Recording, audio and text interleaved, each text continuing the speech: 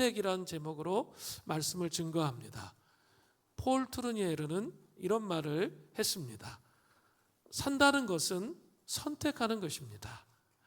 인간이 자기의 삶을 추구한다는 것은 잇따른 결연한 선택을 통해서입니다 라고 말했습니다. 참 이렇게 선택이 중요하죠. 우리는 인생을 살아가면서 많은 선택을 하게 됩니다. 오늘 점심 식사는 뭐로 할까? 누구와 만날까? 매일매일 이 작은 선택을 합니다. 또 배우자를 누구를 선택할 것인가? 직장은 어디로 갈 것인가? 그 밖에 매우 중요한 선택을 또 우리의 삶 가운데 해갑니다. 그렇게 하면서 인생을 살아가는 거죠. 한 자매가 있었습니다. 나이가 찼습니다. 나이가 이제 결혼할 나이가 지나서 중매를 이제 사람들이 서서 선택의 기로에 섰습니다. 한쪽은 가톨릭에 다니는 형제였고 또 한쪽은 교회 권사님의 아들이었습니다. 교회 권사님의 아들이라고 해서 선택을 한 거죠. 그것까진 좋았는데 그 다음에 이제 그 형제를 만나면서 식별하고 분별하고 이 과정을 가야 되는데 그냥 교회 권사님의 아들이기 때문에 그냥 선택을 한 거죠. 그리고 그냥 결혼을 한 거죠. 그 형제가 하나님을 경외하는 사람인지 인격이 어떠한 사람인지 전혀 살펴볼 겨를이 없었던 거죠. 그래서 결혼한 이후에 남편의 폭력으로 고통당하고 있는 그런 자매를 만난 적이 있습니다. 별거 하다가 결국 이혼을 선택하게 된 거죠. 그 선택으로 인한 깊은 고통을 하소연하는 자매의 이야기를 들은 적이 있습니다. 순간의 선택이 평생을 좌우합니다. 정말로 하나님의 인도를 잘 받은 그런 선택을 해야 됩니다. 또 이직을 준비하면서 하나님의 인도를 받기 원하는 마음이 있는 성도들이 많이 있습니다. 결정적인 기회가 왔을 때 그 기회를 놓치지 마시고 믿음으로 선택하는 일은 대단히 중요합니다.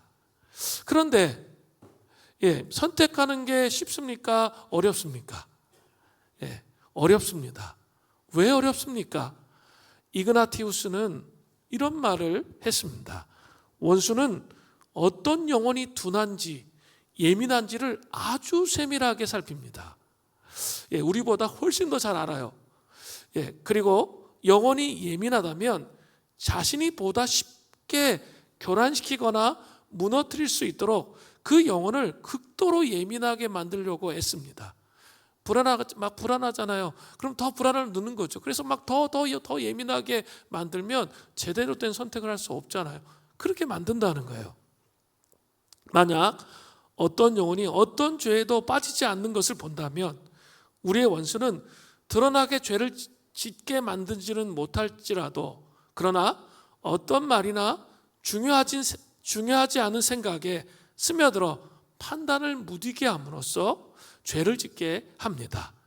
그 영혼이 둔하면 영혼을 더 둔하게 무감각하게 마비되도록 만들도록 그렇게 노력한다는 거예요. 선택이 어려운 이유는 원수 마귀가 우리의 속성을 너무 잘 알고 있어요. 그래서 선택의 상황에서 우리를 더 예민하게 만드는 거죠. 그래서 막 예민하게 막 하게 만드는 거죠. 반대로 더 둔하게 만들어서 아주 무감각에 극치에 빠지게 만드는 거죠. 그렇게 공격을 한다는 거죠. 그래서 선택하기가 쉽지 않고 그냥 우유부단함 속에서 시간이 하염없이 흘러가는 거죠. 선택에 장애가 있는 것처럼 그렇게 시간이 흘러갈 때가 많이 있습니다. 그렇기 때문에 우리는 하나님 앞에서 선택할 때 여러 가지 중요한 원리를 배워야 할 필요가 있다는 거죠. 가장 중요한 게 뭘까요? 말씀과 기도를 통해서 하나님의 음성을 듣는 것. 그게 중요해요. 근데 그 하나님의 음성을 듣는 걸 또 어떻게 해야 돼요? 식별해야죠. 식별하는 것. 하나님의 음성을 듣는 것, 그것이 끝이 아니라 이것이 하나님의 음성인지 아닌지 잘 식별하는 과정을 가는 건 더 중요해요. 그죠? 그것이 중요합니다. 그리고 또 중요한 것이 있습니다. 아주 유용한 방법 중에 하나인데 그것이 무엇입니까? 영성가 드살레는 이런 표현을 하고 있습니다. 우리는 신실한 친구의 인도를 따라야 합니다. 그의 신중하고 지혜로운 조언은 우리의 모든 행동을 이끌며 우리를 악인의 매복과 속임수로부터 안전하게 보호해 줍니다. 우리가 고통과 슬픔과 타락 가운데 있을 때 이런 친구는 우리에게 지혜와 위로의 보화가 될 것입니다. 그는 치료하는 약이 되며 영적으로 무질서한 우리의 마음을 진정시켜 주는 진정자가 되어서 우리를 악에서 지켜주며 우리가 선에서 자라도록 도와줍니다. 그리고 우리에게 어떤 질병이 닥치면 우리의 회복을 돕고 우리가 죽음에 이르지 않도록 지켜줄 것입니다. 이런 말을 했습니다. 이 드살레는 영적 스승, 또 영적 친구, 영적 동역자의 영적 지도가 정말로 중요하다라고 말하고 있는 거예요.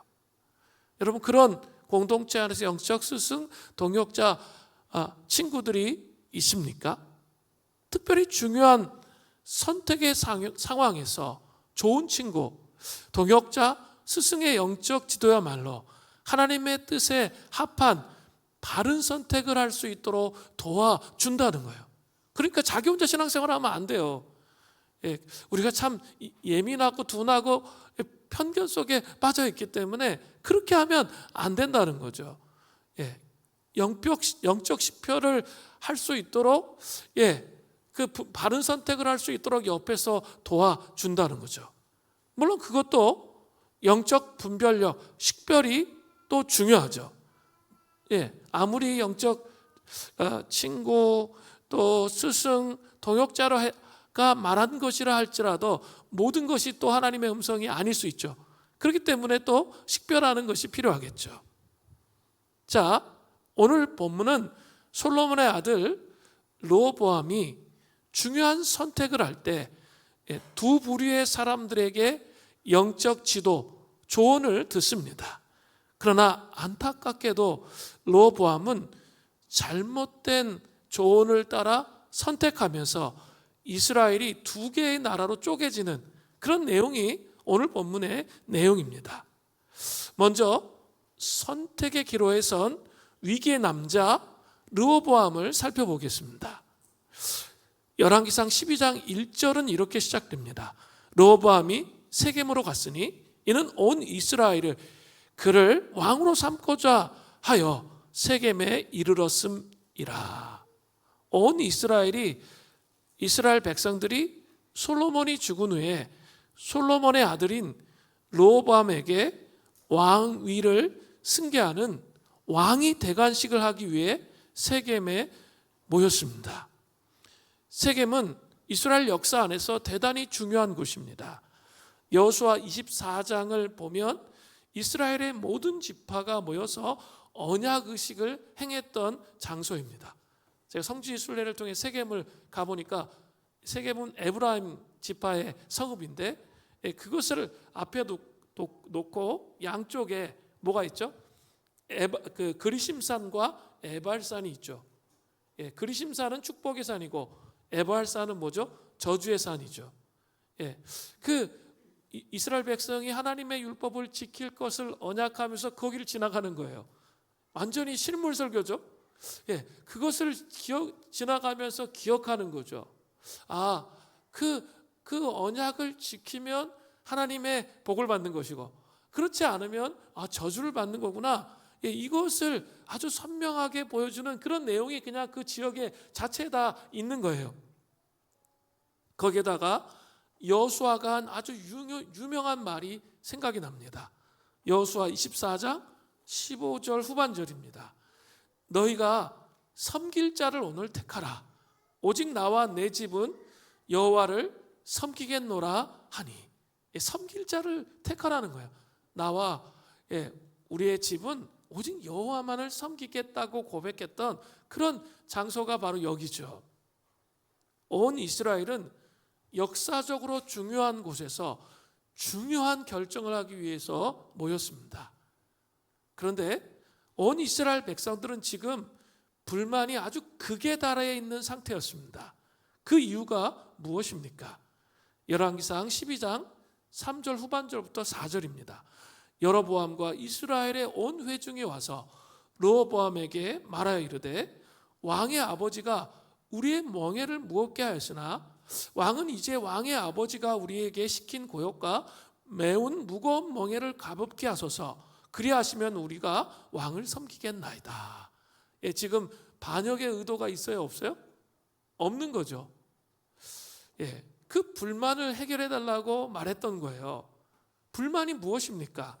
르호보암의 아버지 솔로몬 왕이 고역과 무거운 멍에를 이스라엘 백성들에게 매게 했기 때문이죠. 멍에는 히브리어로 올이라고 하는데 짐을 나르는 짐승의 목에 씌우는 것입니다. 멍에를 무겁게 한다. 이 말은 짐을 너무나도 많이 짐승에게 이렇게 올려놔서 아주 고통스러운 상황 가운데 있는 것을 말하는 거죠. 이것은 솔로몬의 폭정을 비유해서 한 말이죠.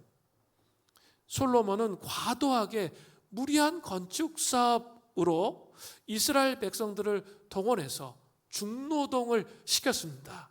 열왕기상 4장 7절, 9장 15절을 보면 중노동을 얼마큼 했어요? 1년에 한 달. 1년에 한 달 했어요. 그런데 지금처럼 뭐 기중기가 있어요. 뭐가 있어요? 아주 돌 같은 거 깎아가지고 막 나른다고 한번 생각해 보세요. 골병이 드는 거죠. 아주 무거운 나무 든다고 생각해 보세요. 아주 중노동을 하는 거니까 너무나 고통스러운 상황이죠. 그리고 그냥 예루살렘에 그냥 성전만 지었으면 좋았을 텐데 성전과 예루살렘 성과 하솔과 무기또와 게셈을 건축했단 말이에요. 너무나 많은 이 건축 사업을 벌였다는 것이죠. 또 이스라엘 백성은 어때요? 애굽에서 종살이에서 간신히 벗어났어요. 그죠? 그런 이스라엘 백성을 또다시 과도한 노역에 시달리게 한 것은 큰 불만이 아닐 수 없는 거죠. 노예에서 겨우 해방되어 나와서 자유의 삶을 살기를 원했는데 이제 또다시 이스라엘 왕이 노예처럼 아주 뼈골 빠지는 중노동에 시달리게 하니까 견딜 수가 없었습니다. 거기에다가 과도한 세금까지 거둬들이는 거죠. 솔로몬 왕이 자신의 궁에서는 어때요? 이로 말할 수 없는 화려함 가운데 살아갔습니다. 이로 말할 수 없는 그 화려함 가운데 살고 있는데 그런데 그 이스라엘 백성들은 그 세금을 통해서 뼈골이 빠지고 있었던 거죠. 그래서 이 멍에를 가볍게 해달라 그렇게 요청을 했던 거죠. 또한 솔로몬 왕은 자신의 합리적인 생각으로 이방 공주들과 계속적으로 결혼하면서 이 정략 결혼을 했죠. 그렇게 함을 통해서 심각한 우상 숭배를 이스라엘 땅 안에 가지고 들어왔습니다. 예루살렘 성이 더럽힘을 받았습니다. 하나님께서 반복해서 꿈속에서 솔로몬에게 돌이킬 것을 요구하셨지만 회개할 것을 요구하셨지만 그는 결코 영적 마비에 빠져서 끝내 돌이키지 않았다는 사실입니다. 르호보암 왕이 온 이스라엘 백성들의 요청을 받아들여서 무거운 멍에를 가볍게 하고 우상 숭배를 단절하고 하나님께로 돌이켰다면 르호보암은 합당하게 왕위에 올라 이스라엘의 새로운 부흥과 번영을 가져오는 놀라운 하나님의 사람으로 설 수 있는 기회를 르호보암에게 주고 계시다는 거예요. 그죠? 그게 지금 이렇게 나타나고 있잖아요. 하나님은 다시 한번 솔로몬의 왕의 아들에게 이스라엘 백성들과 함께 부흥과 번영으로 나아갈 수 있는 기회를 그 회개할 수 있는 기회를 주셨다는 거죠. 만약 그렇게 하지 않고 솔로몬 왕의 불순종을 이어받아서 살면 어떻게 됩니까? 하나님께서는 천적을 먼저 등장시키세요. 그리고 그로부터 고통당하게 할 것을 준비하고 계세요. 그죠? 아직 왕위가 넘어간 게 아니에요. 왕의 대관식이에요. 거기에 열왕기상 12장 2절부터 3절에 보면 나타나죠. 느밧의 아들 여로보암이 전에 솔로몬 왕의 얼굴을 피하여 애굽으로 도망하여 있었더니 이는 그 소문을 듣고 이 70인역 성경을 보면 히브리어를 헬라어로 번역한 성경을 보면 이게 다 풀어놨어요. 솔로몬의 사망 소식을 들은 거예요. 듣고 여전히 애굽에 있는 중에 무리가 사람을 보내어 그를 불렀더라. 여로보암을 불러 올린 거죠. 하나님은 솔로몬 왕이 하나님의 말씀을 버리고 세상 길로 갔을 때 이미 무서운 천적 여로보암을 솔로몬 시대에 심어 놓으셨습니다. 그는 다윗 왕가의 천적이죠. 바로 여로보암입니다. 하나님께서는 솔로몬의 아들 르호보암이 왕이 되기도 전에 이 천적을 애굽에서 불러다가 대기시켜 놓고 계셨던 거죠. 그죠? 그래서 불순종으로 반응하면 이 반역의 불씨를 쓰시겠다는 거죠. 그렇다면 제대로 식별하고 반응하는 게 정말 중요했죠. 하나님이 이미 경고로 그걸 보여주고 계시잖아요. 그렇다면 제대로 반응하는 게 엄청 중요했다는 거예요. 제대로 선택하는 게 엄청 중요했다는 사실을 이미 알 수 있습니다. 르호보암 왕은 중대한 선택의 기로에 선 위기의 남자였습니다. 이제 이스라엘이 분열로 나아가지 않을 수 있는 하나님의 마지막 기회를 르호보암에게도 주신 거죠. 이스라엘이 부흥과 번영으로 나갈 수 있는 마지막 기회입니다. 여러분, 공항에 가면 비행기가 이착륙하는 활주로가 있고 활주로 끝에는 빨간색 경고등들이 있습니다. 이 경고등들은 조종사에게 활주로의 끝을 알려서 안전한 비행을 하도록 돕는 역할을 합니다. 활주로 경고등의 빨간색은 우리가 도로에서 보는 빨간색 경고등과 다른 의미가 있습니다. 일반적으로 빨간색은 멈춤을 의미하고 녹색은 앞으로 나아가는 것을 의미합니다. 그런데 활주로 끝에 이 빨간색 경고등은 멈춰서라는 뜻이 아니에요. 그것이 아니라 이제 날아오를 때가 되었음을 알리는 등이에요. 만약에 활주로에서 날아오르지 않고 멈춰버리면 어떻게 돼요? 이 경고등을 넘어가 가지고 어떻게 해요? 부서지죠. 그 벽에 부딪혀서 부서지게 되는 정말 위험한 그런 상황 가운데 있는 거죠. 중대한 선택의 기로에 선 위기의 남자 르호보암처럼 우리의 인생 가운데 빨간불이 들어오면서 중대한 선택을 요구받을 때가 꽤 많이 있습니다. 그때 믿음으로 하나님의 뜻에 합한 올바른 선택을 하는 거죠. 내 감정적으로 동의가 잘 안 돼. 그래도 내가 이게 하나님께서 원하시는 뜻인 것을 받아들이면서 선택을 하면 어떻게 된다고요? 믿음으로 날아오를 수 있게 되는 거예요. 그죠? 그 날아오르는 선택을 하는 것이 대단히 중요합니다. 공동체도 마찬가지입니다. 영적 침체로 갈 것인가 아니면 그것을 깨뜨리고 부흥으로 나아갈 것인가, 그것은 우리의 선택을 통해서 가능하다는 거죠. 사실 물된 농의 수린교회가 어쩌면 연휴 이후에 그 갈림길에 선택의 기로에 서 있다고 저는 생각이 듭니다. 금요심야 기도회 때마다 초대교회 영성하면서 지금 하나님 나라의 절기를 지내고 있습니다. 그런데 요 몇 주 동안 계속 제가 말씀드리고 있는 게 있어요. 우리의 내면에 하나님 나라가 부재하면 오는 것. 첫 번째가 뭐였죠? 중풍병자 이야기를 통해 마비. 무감각해짐, 이게 첫 번째로 오는 거예요. 그리고 두 번째로 이 시간이 길어지면 자기의 삶이 바뀌는 것 같지 않거든요. 그냥 계속 어려움과 힘든 일이 계속 있다 보니까 어때요? 실망하는 거죠. 낙심하는 거죠.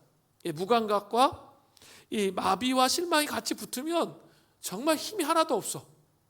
그리고 늘 지쳐, 피곤해. 이 상태에 머무는 거죠. 그런데 그 상태를 넘어가면 어떻게 되는 거죠? 생각이 마비됩니다. 생각이 마비된다는 것은 하나님의 생각이 무엇인지 식별이 안 되는 거예요. 고립돼가지고 생각이 그냥 그 생각이 마비되면 내 감정과 육체의 본성을 따라 결정한다는 거죠. 그렇게 되면 마지막 단계는 죽음이 오는 거예요. 사망이 오는 거죠. 이게 하나님 나라가 우리의 내면에 부재할 때 오는 특징이 이런 것입니다. 그런데 이 과정을 가면서 우리 내면에 끊임없는 선택의 기로에 쓴다는 거죠. 내가 육신을 따를 것인가, 육신의 감정을 따라서 계속 그 삶에 충실한 삶을 살 것인가, 아니면 감정적으로는 힘들고 어려워도 내가 먼저 바른 선택을 하면서 하나님의 뜻을 따를 것인가, 이 고민이 우리의 영 안에 들어온다는 거예요.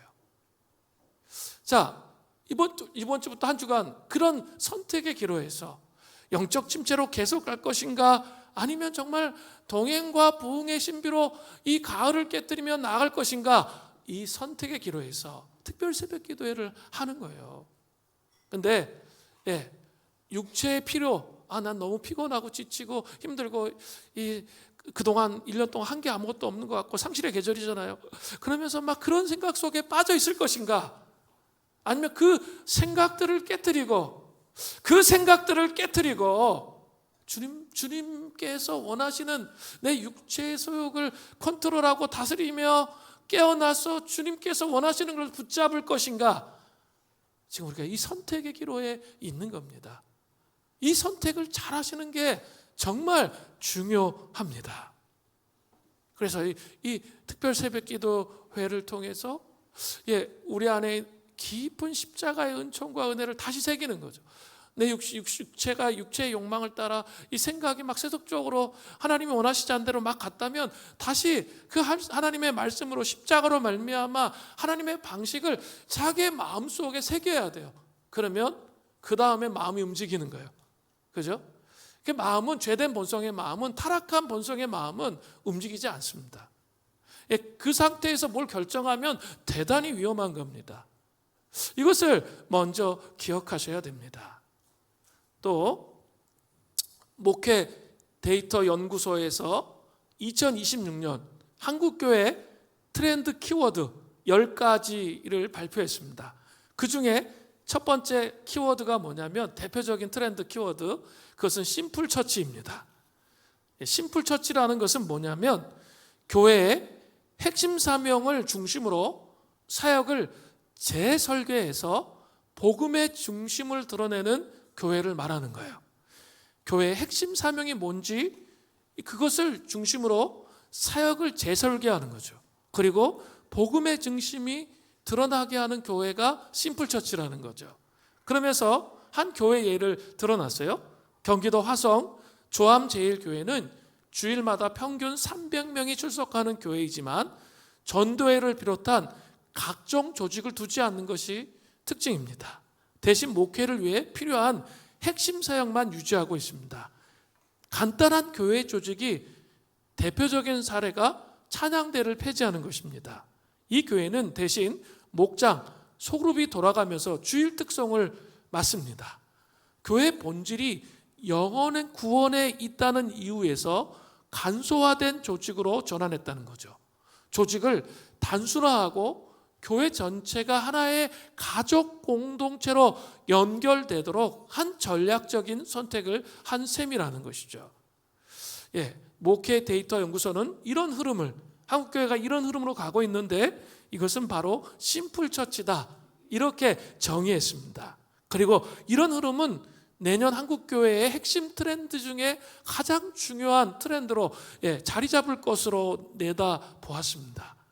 단순히 예배나 프로그램을 줄이는 것이 아니라 선택과 집중을 통해 사역을 재조정하고 본질에 다가가는 방식을 의미하는 것입니다. 저는 이 기사를 보면서 이제 오늘부터 우리 사역자들과 함께 내년 계획을 짜고 이제 또 각 부서별로 내년 계획을 이렇게 정리해서 12월 달까지 우리 이제 당회에서 이제 내년 계획 전체를 수립하게 됩니다. 오늘부터 그런 일을 시작하게 될 때 저는 이 기사를 보면서 다시 한번 질문을 던지게 됩니다. 물된 두산 수린교회는 심플 처치입니까?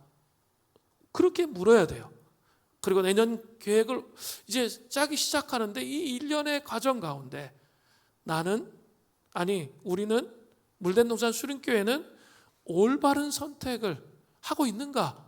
그렇게 질문을 던지시면서 우리 장로님들 그런 질문을 던지시면서 리더들 내년에 리더들 그 소그룹을 함께 운영하며 세워가면서 동산지기들 우리는 정말 이 심플 처치에 맞는 그런 바른 선택을 하고 있는지 그렇게 물어야 한다는 거죠. 계속 물으셔야 돼요.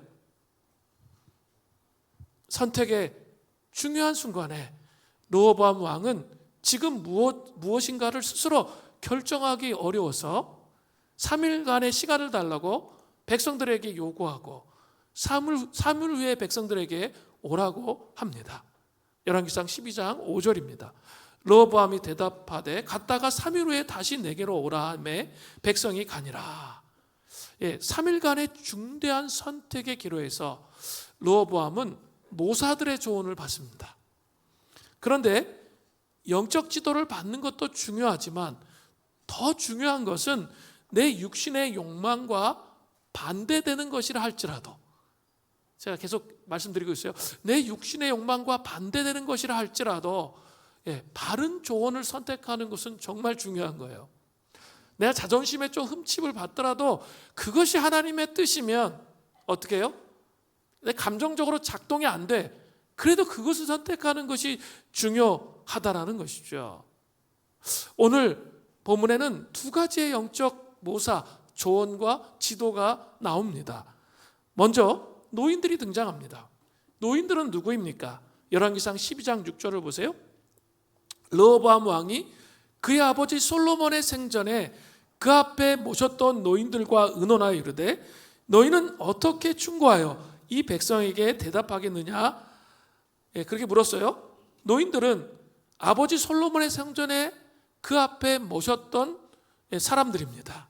즉 솔로몬과 동고동락했던 지혜롭고 연륜 있는 신하들을 말하는 거예요. 이들은 살 만큼 살았고 솔로몬 시대의 부귀영화를 보았습니다. 그리고 솔로몬의 폭정도 분명히 보았기 때문에 백성들이 요구하는 것이 무엇인지 인식해서 르호보암 왕에게 아주 지혜로운 조언을 했습니다. 열왕기상 12장 7절을 보세요.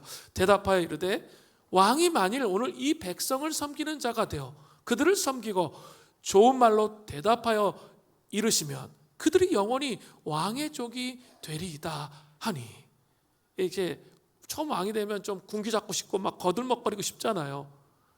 그러지 못하도록 그리고 그들을 섬기는 자가 되어야 한다 이렇게 말했어요. 이것은 성경적 가치죠. 그리고 하나님의 뜻과 일치되는 그 가치를 이야기한 거죠. 그런데 노인들의 이러한 조언에 대해서 르호보암 왕은 어떻게 합니까? 열왕기상 12장 8절 전반절을 보세요. 왕이 노인들이 자문하는 것을 버리고 르호보암 왕은 노인들의 자문을 버렸습니다. 여기서 버리고는 히브리어로 아자부라고 하는데 무시했다는 거죠. 완전히 이 조언을 무시해버렸어요. 참으로 안타까운 선택으로 나아가고 있습니다. 머리로는 성경적 가치이다라고 끄덕거렸을 수도 있지만 처음 왕위에 오르면서 백성들 위해 군림하고자 하는 강한 욕망을 결코 포기하지 못한 거죠. 그죠? 자기 욕망을 포기하지 않고 영적 지도를 받으면 안 돼요. 그걸 포기하지 못했습니다. 그러니까 이 영적 지도를 선택하기가 어려운 거죠. 오히려 자기의 욕망을 충족시킬 조언을 찾아 헤매이게 되는 것이죠. 그러다가 자기의 마음을 잘 헤아려주고 아부할 수 있는 소년들에게 영적 지도를 구하고 있는 거죠. 소년들은 누구입니까? 열왕기상 12장 8절 전반절을 보세요. 자기 앞에 모셔 있는 자기와 함께 자라난 어린 사람들과 의논하며, 르호보암과 함께 자라난 소년들입니다. 소년은 히브리어로 엘레드라고 하는데 어린 아이부터 청장년까지 전체를 이르는 보편적인 용어로 사용되어 온 단어입니다. 여기서는 청장년을 말해요. 청장년. 왜냐하면 르호보암이 왕위에 오를 때 나이가 먹을 만큼 먹었습니다. 41살이었습니다. 열왕기상 14장 21절에 보면 41살이었습니다. 다만 여기서 소년으로 표기하고 있는 것은 르호보암의 젊은 신하들이 경험 많고 신중한 노인들과 대비하여 경험이 부족하고 사려 깊지 못함을 암시하고 있는 거죠. 이들은 르호보암과 어린 시절에 함께 자라났지만 백성들의 구체적인 고충이 무엇인지 알지 못했다는 거죠. 그렇기 때문에 소년들은 단지 왕으로 군림하고자 하는 르호보암의 욕망을 극대화시키는 일에 아부한 거죠. 그러면서 맞장구를 치고 있는 겁니다. 그 길은 파멸의 길임에도 불구하고 르호보암 왕은 그것을 선택하고 마는 거죠. 그들의 영적 지도가 무엇입니까? 열왕기상 12장 10절부터 11절입니다. 함께 자라난 소년들이 왕께 아뢰어 이르되 이 백성들이 왕께 아뢰기를 왕의 부친이 우리의 멍에를 무겁게 하였으나 왕은 우리를 위하여 가볍게 하라 하였은즉 왕은 대답하기를 내 새끼손가락이 내 아버지의 허리보다 굵으니, 자기 새끼손가락이 아버지 허리보다 굵대요. 내 아버지께서 너에게 무거운 멍에를 매게 하였으나 이제 나는 너희의 멍에를 더욱 무겁게 할지라. 내 아버지는 채찍으로 너희를 징계하였으나 나는 전갈 채찍으로 너희를 징계하리라 하소서. 전갈 채찍, 아주 무시무시한 채찍이 더 있었던 것 같아요. 그것으로 징계하겠다는 거죠. 영어 속담에 보면 이런 말이 있습니다. 나귀의 등을 망가뜨린 지푸라기라는 속담이 있습니다. 나귀에게 더는 견디지 못할 정도로 엄청난 짐을 실어 놓은 상태에서 지푸라기 하나를 더 얹었더니 나귀가 짐으로 추가된 지푸라기 하나의 무게를 견디지 못하고 쓰러졌다라는 이야기에서 비롯된 표현입니다. 노인들은 이스라엘 백성의 현실이 지푸라기 하나라도 더 실을 수 없는 그런 상황이라는 것을 잘 알고 있었던 것이죠. 그들의 불만이 극에 달한 것도 잘 알고 있었습니다. 그러나 소년들은 그것을 전혀 이해하지 못하고 군기를 잡듯이 백성을 길들여야 한다고 조언함을 통해서 르호보암 왕이 또 자신의 욕망과 합쳐져서 잘못된 선택을 하게 됐다는 것이죠. 이제 르호보암 왕의 잘못된 선택을 살펴보겠습니다. 열왕기상 12장 12절부터 14절을 보세요. 3일 만에 여로보암과 모든 백성이 르호보암에게 나왔으니 이는 왕이 명령하여 이르기를 3일 만에 내게로 다시 오라 하였습니다. 왕이 어떻게 대답해요? 아주 싸납고 포악한 말로 백성들에게 대답할세 노인의 자문을 버리고 어린 사람들의 자문을 따라 그들에게 말하여 이르되 내 아버지는 너희의 멍에를 무겁게 하였으나 나는 너희의 멍에를 더욱 무겁게 할지라. 내 아버지는 채찍으로 너희를 징계하였으나 나는 전갈 채찍으로 너희를 징치하리라 하니라. 그렇게 말했습니다. 너무나 무시무시한 말로 소년들의 말을 받아들여 잘못된 선택을 한 르호보암의 모습이 나옵니다. 참으로 안타깝습니다. 그런데 이 말씀 뒤에 따라붙는 말씀이 있어요. 열왕기상 12장 15절에 보세요. 왕이 이같이 백성의 말을 듣지 아니하였으니 이는 이 일은 여호와께로 말미암아 난 것이라. 여호와께서 전에 실로 사람 아히야로 느밧의 아들 여로보암에게 하신 말씀을 이루게 하심이라. 자, 르호보암 왕이 백성의 말을 듣지 않은 것이 뭐래요? 여호와께로 말미암아 났다는 거죠. 또 15절 후반절에는 우리 11장에 나오는 이야기 있잖아요. 여호와께서 전에 실로 사람 아히야로 느밧의 아들 여로보암에게 하신 말씀을 이루게 하기 위해서 이런 일이 일어났다라고 되어 있습니다.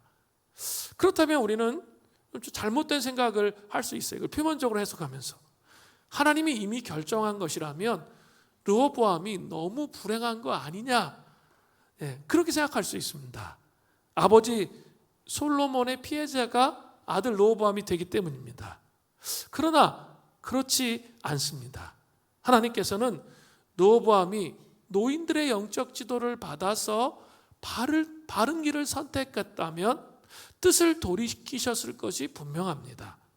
르호보암 왕 시대에 이스라엘의 부흥과 번영이 왔을 것이 분명합니다. 제가 계속 그런 표현들을 반복해 쓰고 있잖아요. 선택은 오로지 르호보암 왕의 목이었던 것이죠. 바른 길을 선택하지 않고 아버지 솔로몬 왕보다 더 심각한 길을 간 거죠.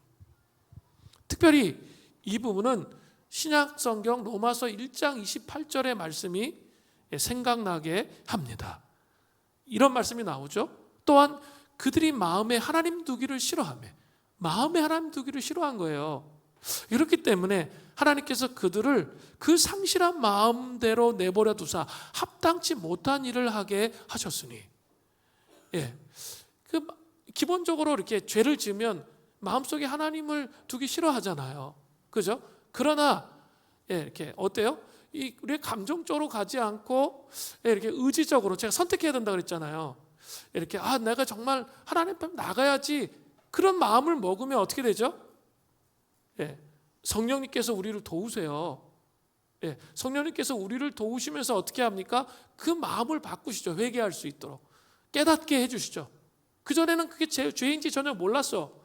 그런데 내가 뜻을 정해서 하나님의 뜻을 선택하고 기도의 자리에 나가니까 어떻게 돼요? 깨닫게 돼요. 그래 돌이키게 된다는 거죠. 그러면서 그 하나님이 두기 싫어하는 마음을 깨뜨리면서 그 상실된 마음 그대로 가운데 있는 게 아니라 나오게 되는 거죠. 그런데 이게 그런 것이 없이 계속 하나님이 사인을 주시고 너 돌아와야 된다, 수많은 사인을 주시거든요. 하나님 백성들에게. 솔로몬에게도 그랬잖아요. 르호보암에게도 계속 그렇게 지금 바른 선택을 하기 위해서 어떻게 해요? 대적들을 갖다 놓잖아. 먼저 아까 여로보암을 갖다 놓았잖아요. 그랬다면 바른 선택을 할 수 있었다는 거죠. 회개하며 돌이킴을 통해서. 그런데 그 선택을 하지 않고 그냥 하나님 두기 싫어하는 마음에, 상실된 마음에 자기를 계속 방임하고 그냥 그 자리에 머물러 있었던 것이죠.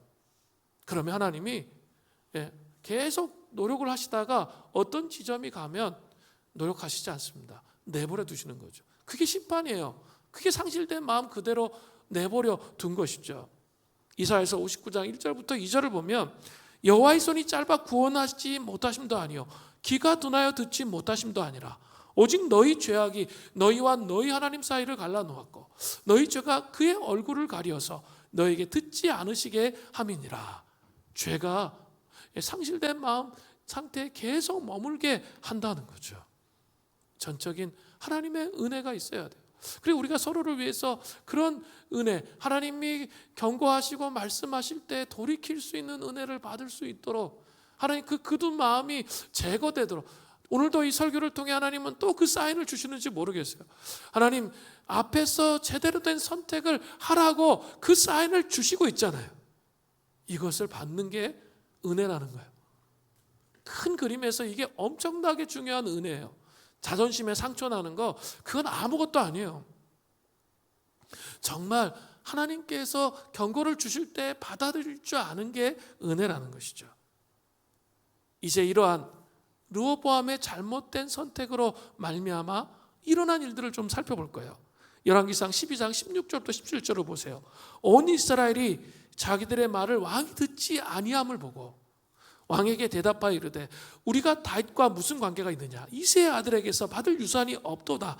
이스라엘아 너의 장막으로 돌아가라. 다윗이여 이제 너는 내 집이나 돌아보라 하고 이스라엘이 그 장막으로 돌아가니라. 그러나 유다 성읍들에 사는 이스라엘 자손에게는 르호보암이 그들의 왕이 되었더라. 참으로 안타까운 것은 이스라엘의 열지파는 르호보암 왕의 잘못된 선택으로 분노하면서 자기 집으로 다 돌아가 버렸습니다. 그러나 유다 지파는 여전히 르호보암 왕을 따랐습니다. 안타깝게도 이스라엘이 분열되게 된 거죠. 정확하게 말해서는 유다와 그 옆에 있었던 그 예루살렘 쪽에 붙어 있었던 베냐민의 지파의 일부가 이쪽 편을 들은 거죠. 그렇게 남유다가 되는 거죠. 그러나 르호보암 왕은 분열을 일으킨 이스라엘의 상태를 심각하게 생각하지 않아요. 그래서 어리석은 두 가지 일을 더 추가해요. 첫 번째는 역군의 감독 아도람을 보내는 거죠. 열왕기상 12장 18절부터 19절을 보세요. 르호보암 왕이 역군의 감독 아도람을 보냈더니 온 이스라엘이 그를 돌로 쳐 죽인지라. 돌로 쳐 죽인 거예요. 르호보암 왕이 급히 수레에 올라 예루살렘으로 도망하였더라. 이에 이스라엘이 다윗의 집을 배반하여 오늘까지 이르렀더라. 정말 상황 파악을 못해도 유분수입니다. 나라가 둘로 쪼개지고 있는데도 역군의 감독관을 이스라엘에 보냈던 거죠. 과거처럼 그들이 그냥 받아들일 것이라는 나태하고 안일한 생각 속에 빠져 있었습니다. 그래서 감독관이 죽임을 당해요. 자신도 피해야 되는 그런 상황이 된 거죠. 이제 이스라엘 백성들은 열왕기상 12장 20절에 보면 여로보암을 왕으로 세우는 거예요. 이런 상황이 되니까 사태의 심각성을 이제 깨달은 거죠. 그래서 르호보암 왕이 유다와 베냐민 지파 가운데 병력 18만 명을 모았습니다. 이스라엘을 되찾기 위해서 전쟁을 시작하려고 했습니다. 그러나 하나님께서 스마야 선지자를 통해 전쟁하지 말라 하셨기 때문에 주저앉아 버렸습니다. 실제로 전쟁을 했다 할지라도 유다는 이스라엘에게 질 수밖에 없습니다. 왜 그렇죠? 북이스라엘이 10배나 큰 나라이기 때문에 그렇습니다. 르호보암 왕이 전쟁에 자신도 없고 또 자기 동족을 치는 것이 내키지 않아서 전쟁을 포기한 거죠. 그것은 북쪽 10개 지파의 땅을 포기해버리고 이스라엘이 남유다와 북이스라엘로 나뉘어지는 것이 고착화된 것을 의미하는 것이죠. 만약 르호보암이 솔로몬의 우상 숭배와 강제 노동 정책을 정말 깨뜨리고 주님께로 돌아왔다면 이스라엘은 다시 한번 번영과 부흥으로 나아갈 수 있었습니다.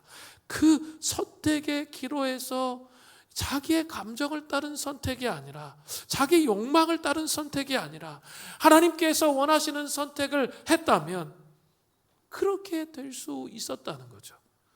사랑하는 성도 여러분, 우리 인생에서 많은 선택을 했는데 이제부터는 이 말씀을 들었다면 제대로 된 선택을 반드시 하셔야 됩니다. 반복해서 실수하시면 안 돼요. 그것이 아니라 정말 제대로 된 선택을 나가기 시작하면 어떻게 됩니까? 내가 지금 잘못된 선택을 해서 선택의 열매를 먹고 있다 할지라도 그것이 바뀌기 시작해요.